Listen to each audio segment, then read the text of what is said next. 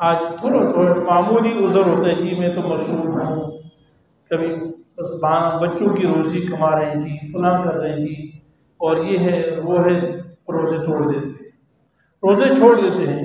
پہلا روزہ رکھا، جمعے کا روزہ رکھ لیا، اتوار کا روزہ رکھ لیا، آخری روزہ رکھ لیا، کہتے جی بہت اللہ قبول ہے۔ میرے عزیز بھائیوں، اللہ تعالیٰ جو چاہیں وہ کریں، اللہ سے کوئی پوچھنے والا نہیں ہے، لیکن مسلمان مکلف ہے ضابطوں کا، مسلمان ضابطے پر ضرور چلے گا۔ دیکھو، پوری شریعت پر چلنے کے بعد اگر آپ کے دل میں کب کبھی طاری ہو جائے، خوف اور لرزہ طاری ہو جائے، پریشان ہو کہ نہ جانے مغفرت پھر بھی ہوگی یا نہیں ہوگی، یہ ہے ایمان۔ قد افلح المؤمنون 18واں پارہ ہے، اس میں ایک آیت ہے جس میں اللہ تعالیٰ ارشاد فرماتے ہیں والذین یؤتون ما آتوا وقلوبهم وجلة انہم الی ربہم راجعون۔ میری اور آپ کی ماں اما عائشہ صدیقہ رضی اللہ عنہا اس آیت کی تشریح نبی کریم صلی اللہ علیہ وسلم سے دریافت فرماتی ہیں، رسول اللہ اس آیت کا مطلب کیا ہے؟ کیا اس آیت میں گناہ گاروں کا ذکر ہے؟ کیونکہ اس آیت کا معنی یؤتون ما آتوا، دیتے ہیں جو وہ دیتے ہیں، یا کرتے ہیں جو وہ کرتے ہیں، لیکن اس طرح کرتے ہیں کہ دل کانپ رہا ہوتا ہے۔ ما آتوا وقلوبہم وجلۃ، دل کانپ رہا، لرز رہا ہے، ڈر رہا ہے اس خوف سے کہ مجھے رب کے سامنے جانا ہے، اس عمل کے ساتھ میں اللہ کے سامنے کیسے جاؤں گا، اس سے ان کا دل کانپ رہا ہے، لرز رہا ہے۔ تو اما عائشہ صدیقہ نے فرمایا رسول اللہ اس میں گناہ گاروں کا ذکر ہے، فحاشی عریانی کرنے والوں کا ذکر ہے، بے حیائی کرنے والوں کا ذکر ہے، جو روزہ نہ رکھیں، زکوٰۃ نہ دیں، سچ نہ بولیں، جھوٹ بولیں، خیانت کریں، تکبر کریں، گناہ گار ہیں۔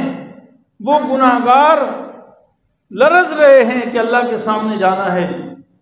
نبی کریم صلی اللہ علیہ وسلم فرمایا اے یا عائش، محبت سے فرمایا اے عائش، اس میں میری امت کے اللہ والوں کا ذکر ہے، نیکوکاروں کا ذکر ہے، تقوی والوں کا ذکر ہے، گناہ گاروں کا ذکر نہیں ہے۔ اس سے ضمناً ایک بات یہ بھی معلوم ہو گئی کہ قرآن و حدیث کو سمجھنے کے لیے استاد کی ضرورت ہے، علماء سے سمجھنا پڑے گا۔ ہر عربی دان نہیں سمجھ سکتا، ورنہ میری ماں اما عائشہ سے زیادہ عربی کون جانتا ہے؟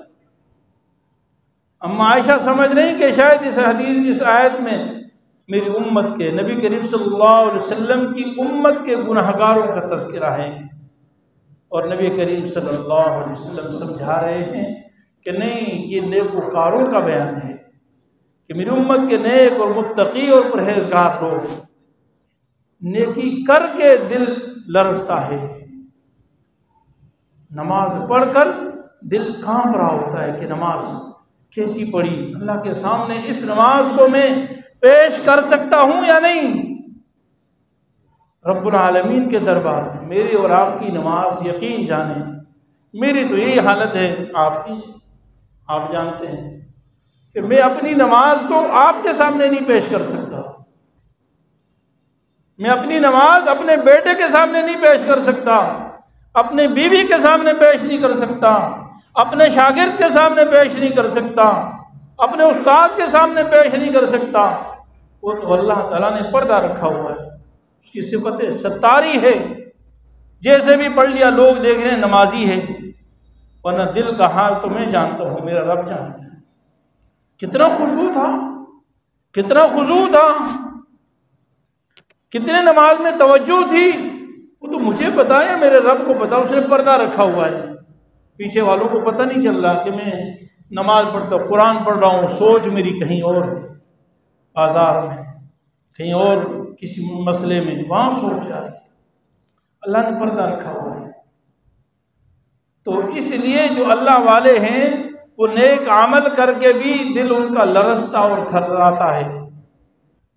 انما المؤمنون الذین اذا ذکر اللہ وجلت قلوبهم وَإِذَا تُلِيَتْ عَلَيْهِمْ آيَاتُهُ زَادَتْهُمْ ایمانا، بے شک ایمان والے وہ لوگ ہیں جب ان کے سامنے اللہ کا ذکر آتا ہے تو دل کانپنے لگ جاتا ہے۔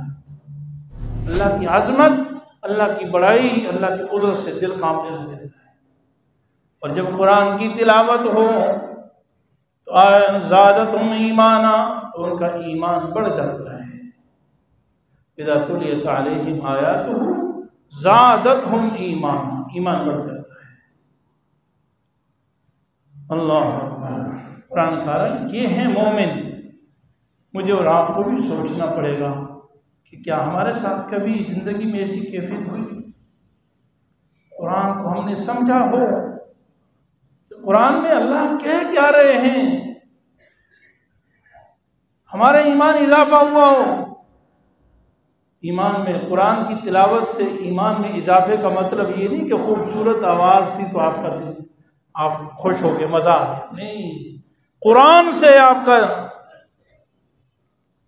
کا ایمان بڑھ جائے۔ قرآن کی اندر جو اللہ کے احکامات ہیں، اللہ کی بڑائی، اللہ کی عظمت۔ تو میرے عزیز بھائی اور دوستو، ضابطے کے مطابق ہمیں چلنا ہے، اور ضابطہ یہ کہ پورے روزے رکھنے پڑیں گے،